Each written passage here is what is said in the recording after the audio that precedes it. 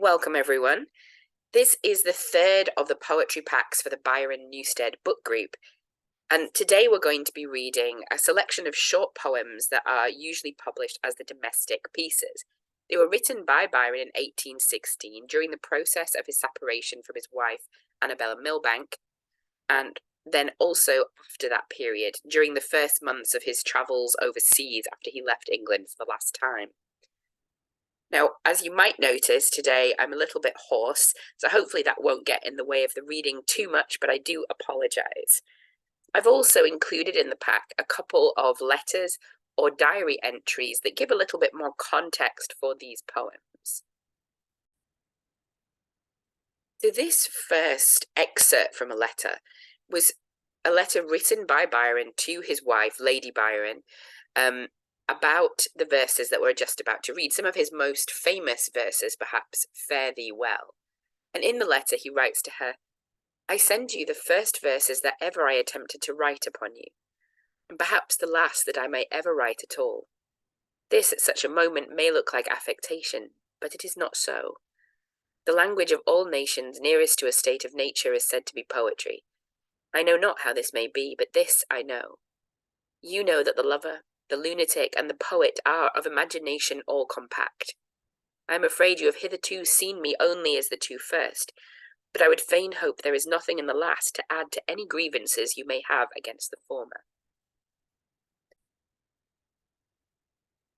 The verses that were included in this letter, or with this letter, were these ones, from Fare Thee Well, which he wrote on March the 18th, 1816. It starts with an epigraph from Coleridge's Christabel, which reads, Alas, they had been friends in youth, but whispering tongues can poison truth, and constancy lives in realms above, and life is thorny and youth is vain, and to be wroth with one we love doth work like madness in the brain. But never either found another to free the hollow heart from paining. They stood aloof, the scars remaining, like cliffs which had been rent asunder. A dreary sea now flows between, but neither heat nor frost nor thunder shall wholly do away, I ween, the marks of that which once hath been. Again, that was from Coleridge's Christabel. Byron's poem begins, Fare thee well, and if forever, still forever, fare thee well. Even though unforgiving never, 'gainst thee shall my heart rebel. Would that breast were bared before thee, where thy head so oft hath lain, while that placid sleep came o'er thee, which thou ne'er canst know again. Would that breast by thee glanced over, every inmost thought could show. Then thou wouldst at last discover, 'twas not well to spurn it so. Though the world for this commend thee, though it smile upon the blow, even its praise must offend thee, founded on another's woe. Though my many faults defaced me, could no other arm be found than the one which once embraced me, to inflict a cureless wound? Yet, oh yet, thyself deceive not, love may sink by slow decay, but by sudden wrench believe not hearts can thus be torn away. Still thine own its life retaineth, still must mine, though bleeding, beat, and the undying thought which paineth is, that we no more may meet. These are words of deeper sorrow than the wail above the dead. Both shall live, but every morrow wake us from a widowed bed. And when thou wouldst solace gather, when our child's first accents flow, wilt thou teach her to say Father, though his care she must forego? When her little hand shall press thee, when her lip to thine is pressed, think of him whose prayer shall bless thee, think of him thy love had blessed. Should her lineaments resemble those thou never more mayst see, then thy heart will softly tremble, with a pulse yet true to me. I've also included on this slide a caricature from the period by George Cruikshank, which shows Byron reciting the poem on a boat going over to Europe, and he's surrounded by a number of women with their breasts hanging out, basically. There's also references to supposed affairs that he had at the time. So it just shows some of the skeptical contemporary reaction to this poem.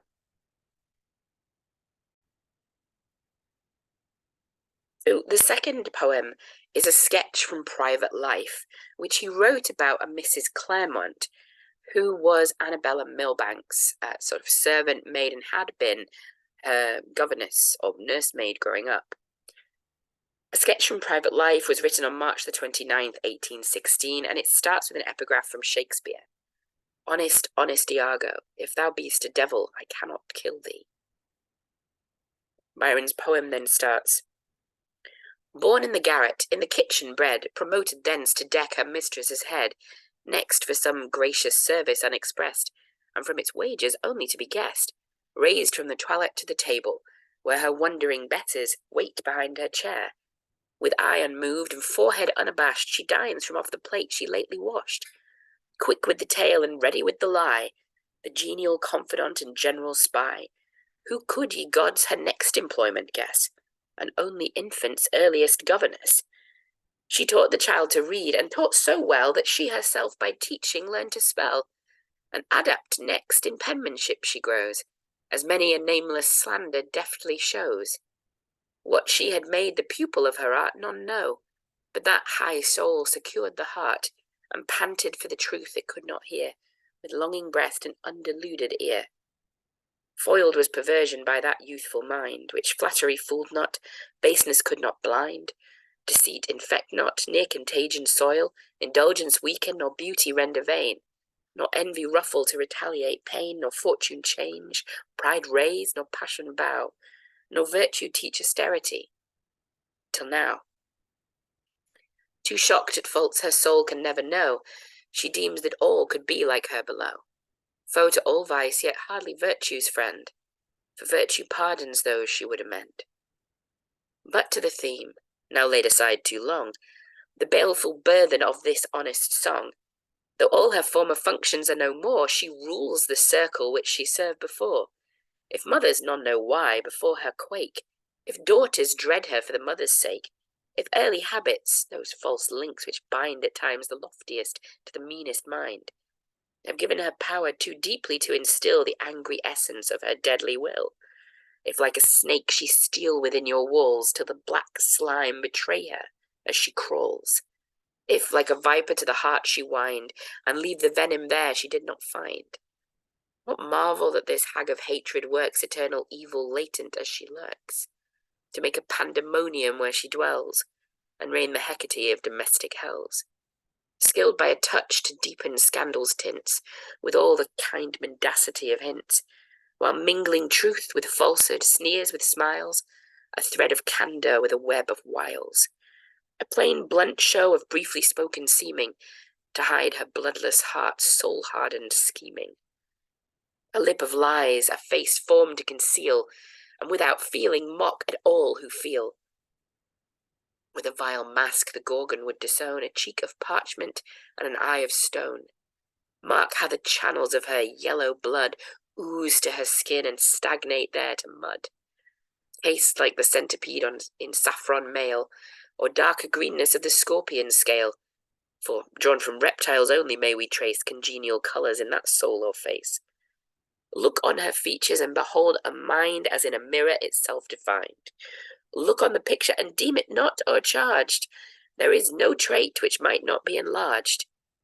Yet true to nature's journeyman who made this monster when their mistress left off trade, this female dog-star of her little sky, where all beneath her influence droop or die. O wretch without a tear, without a thought, save joy above the ruin thou hast wrought, the time shall come, no long remote, when thou shalt feel far more than thou inflictest now. Feel for thy vile self-loving self in vain, and turn thee howling in unpitied pain. May the strong curse of crushed affections light back on thy bosom with reflected blight, and make thee in thy leprosy of mind as loathsome to thyself as to mankind, till all thy self-thoughts curdle into hate, black as thy will for others would create, till thy hard heart be calcined into dust, and thy soul welter in its hideous crust. O may thy grave be sleepless as the bed, the widowed couch of fire that thou hast spread. Then, when thou fain would weary heaven with a prayer, look on thine earthly victims, and despair. down to the dust, and as thou rottest away, even worms shall perish on thy poisonous clay. But for the love I bore and still must bear to her, thy malice from all ties would tear. Thy name, thy human name, to every eye the climax of all scorn should hang on high, exalted o'er thy less abhorred compeers, and festering in the infamy of years. Now, this poem, as I've said, was written about Mrs. Claremont, and in response to it, Mrs. Claremont wrote him a letter saying, basically, well, what are you suggesting? This is libel, basically. And Byron's poem and his decision to publish it were not supported by his friends. And there was a lot of sort of negative response to this poem particularly. Now, in response to the letter from Mrs. Claremont, he writes to Lady Byron, which is the letter we have here, written from 13 Piccadilly Terrace on April the 10th, 1816. And he writes, I have received a letter sealed with one of your seals and apparently written under your sanction, signed M.A. Claremont. With its contents you're probably acquainted, as they must have arisen from a communication from me to yourself in which that person is mentioned, and which it appears you've imparted to her, recently, I presume, as the interval which has elapsed since I wrote to you enclosing Lord Holland and other letters has been nearly a fortnight, as well as I can remember. With yourself or your relatives I choose to communicate. It is to you that I address what I have to say on that subject. Enclosed is an extract from Rood's deposition or examination, or whatever it is technically to be called. From this it will appear that Mrs. C. did misstate to Lady Noel where Mrs. R. had said, or rather attributed to Mrs. R. words which she did not say, but which Mrs. Claremont herself had used, words of doubled falsehood, false as attributed to Mrs. R., false in point of fact whoever asserted them. You, Lady Byron, know, and I know, that you never were in peril of your life from me, that in the extremest withering of mind which distemper of body, distress of circumstances, and exasperation of stimulus singly or united struck through me, you never thought so, never were so. No violence was ever even contemplated by me, from the first day of our connection to that of your desertion, towards you nor anyone near to you except myself. And when I look on what is around us, on what we were, on what we are, and live, I feel that I am neither what I have been, nor what I should be to endure it. So Byron offers a flat-out denial here, but other sources from the time give a different story. I'll continue to read from this first letter, though, as he goes into more detail about what he is suggesting about Mrs. Claremont. Of the woman alluded to, you recollect that she came into this house uninvited by me, that she was neither relative nor domestic, nor had any business here, except what appears to have been the business of her life. But she was your guest, and as such treated by me with every attention and proper consideration. She was your stranger, and I made her our inmate. She came as a guest, she remained as a spy, and she departed as an informer, and reappeared as an evidence. If false, she belied. If true, she betrayed me, the worst of treacheries, a bread and salt traitress. She ate and drank and slept and awoke to sting me. The curse of my soul light upon her and hers forever. May my spirit be deep upon her in her life and in her death. May her thirst be unquenchable, and her wretchedness irrevocable. May she see herself only and eternally. May the fulfillment of her wishes become the destruction of her hopes. May she dwell in the darkness of her own heart and shudder, now and for existence. Her last food will be the bread of her enemies. I have said it. To you, dearest Belle, I am as ever, very truly, Byron. Now, a somewhat different idea of the situation that was going on in the Byron house at that time comes from Hobhouse's diary. This is John Cam Hobhouse, one of Byron's closest friends, and somebody who remained one of his staunchest friends and supporters throughout his life. Before this date, Monday, February the 12th, 1816, he had been trying to talk to Annabella. He'd been telling her that Byron had only ever spoken of her with respect, that every time he'd seen them together, he'd seen expressions of love and tenderness. But on this day, he changes his opinion of what has been going on in the marriage. He says, called on Byron, saw Mrs. Lee and George Byron. Mrs. Lee is Augusta Lee, Byron's sister, and George Byron is his cousin. and from them learnt what I fear is the real truth, that Byron has been guilty of very great tyranny, menaces, furies, neglects, and even real injuries, such as telling his wife he was living with another woman, and actually, in fact, turning her out of the house. George Byron suspected she would leave him, and told him so a month before she went, but she had no intention of doing it when she went from London. Locking doors, showing pistols, frowning at her in bed, reproaches, everything he seems to believe them to have been guilty of. And they acquit him how? By saying that he is mad. Certainly.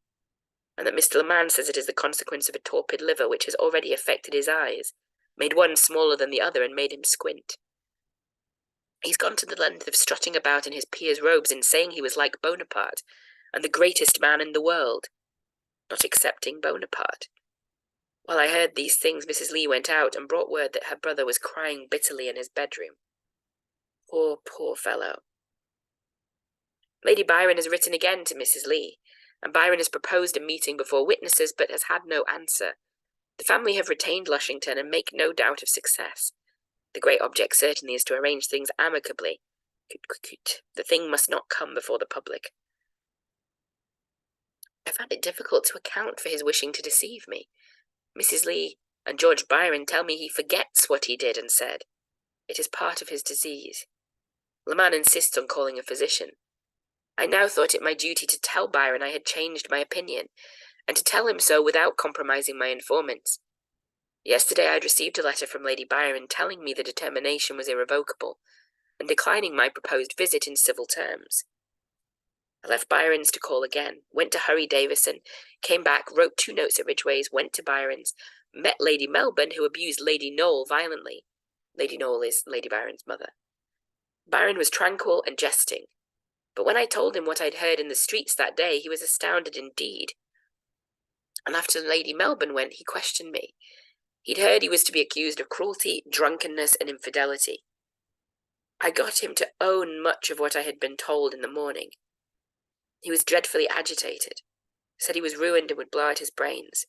He's indignant, but yet terrified. Sometimes says, and yet she loved me once, and at other times that he's glad to be quit of such a woman. He said if I would go abroad, he would separate at once. Hanson has got Ralph Knowle to suspend proceedings. Some of the accusations that Hobhouse is here responding to include those of Byron's affair with Augusta Lee, his stepsister, or his half-sister, sorry. They also include him firing pistols into the roof, and that was into the ceiling of the room under where Annabella Milbank was giving birth. Also include a number of affairs, and also incidents where he, for example, threw Annabella out of the room so he could be with Augusta, and various other incidents that Hobhouse seems to be confirming here. The next part of the letter gives this idea of Byron as somebody who is really kind of at the end of his rope, going through a number of mental crises all at once and not really aware of what he's doing. That isn't to excuse him, it's rather to express how Hobhouse saw him at this point. He says, I took my leave of my poor friend. Alas, what a ruin. I never knock at his door without expecting to hear some fatal intelligence. Yet he flashes up sometimes in his fits and is the same man as before. Could his wife but know, she would surely relent. This night I was to have gone to the play with George Finch, but did not find him and did not go. Instead, I went to Ridgway, got him to publish my book, of which I have cancelled 11 sheets, and walked away to Davison with the intelligence. Tomorrow my copies are to be delivered to my friends, and I have been foolishly profuse of them to people I hardly know. Kinnaird has come back, says my book is excellent, and he will review it. He was sent away by the Bourbons. I saw Douglas Kinnaird, rode home, ate boiled beef.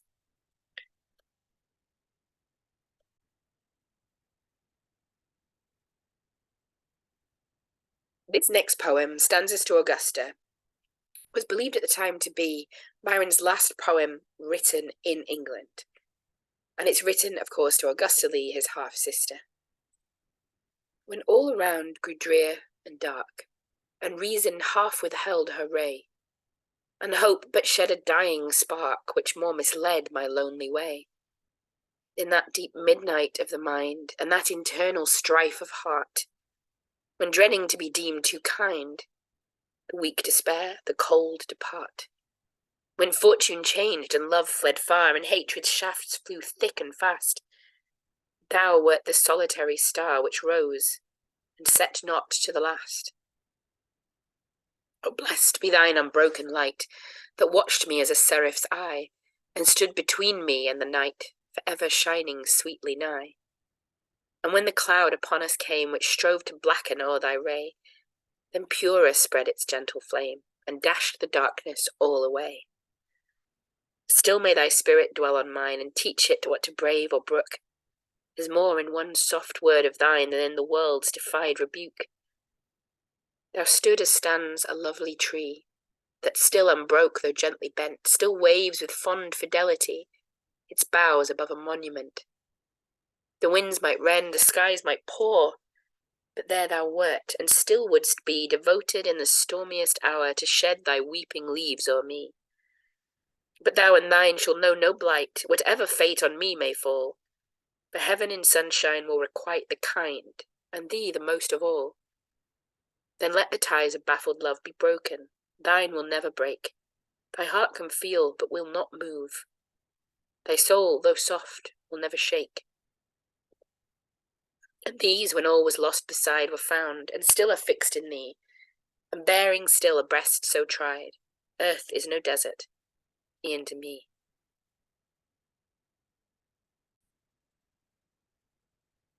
These next stanzas to Augusta were written on July 24th, 1816, when Byron was at the Via Diodati, and they were copied in fair copy by Claire Clairmont.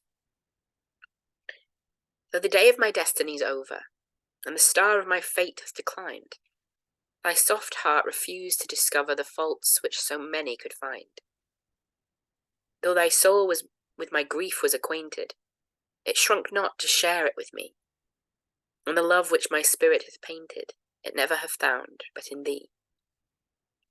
Then when nature around me is smiling, the last smile which answers to mine, I do not believe it's beguiling, because it reminds me of thine. And when winds are at war with the ocean, as the breasts I believed in with me, if their billows excite an emotion, it is that they bear me from thee. Though the rock of my last hope is shivered, and its fragments are sunk in the wave, though I feel that my soul is delivered to pain, it shall not be its slave. There is many a pang to pursue me. They may crush, but they shall not contemn. They may torture, but shall not subdue me. 'Tis of thee that I think, not of them.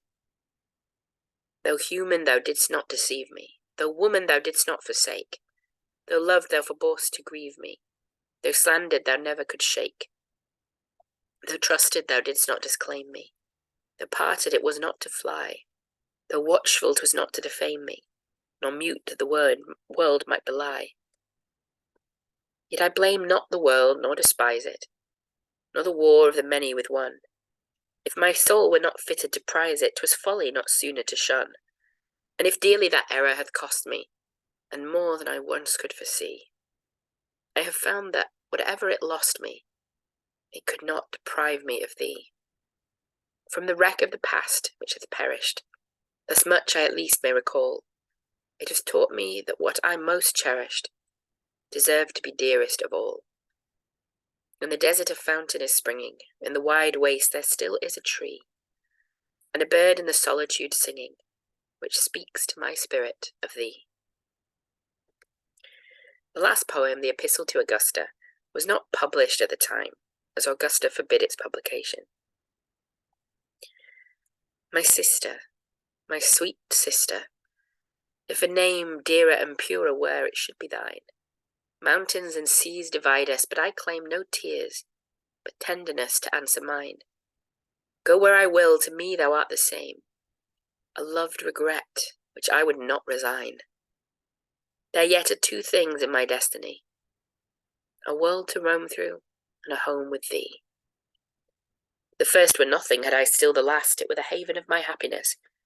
But other claims and other ties thou hast, and mine is not the wish to make them less.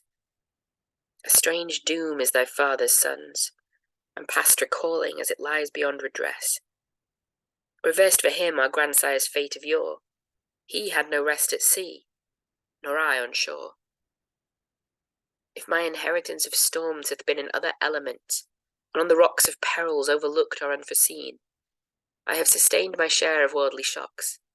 The fault was mine, nor do I seek to screen my errors with defensive paradox. I have been cunning in mine overthrow, the careful pilot of my proper woe. Mine were my faults, and mine be their reward. My whole life was a contest, since the day that gave me being, gave me that which marred the gift, a fate, a will that walked astray. I at times have found the struggle hard, and thought of shaking off my bonds of clay. But now I fain would for a time survive, if but to see what next can well arrive.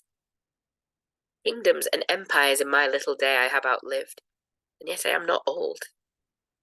And when I look on this, the petty spray of my own years of trouble, which have rolled like a wild bay of breakers, melts away. Something, I know not what, does still uphold a spirit of slight patience.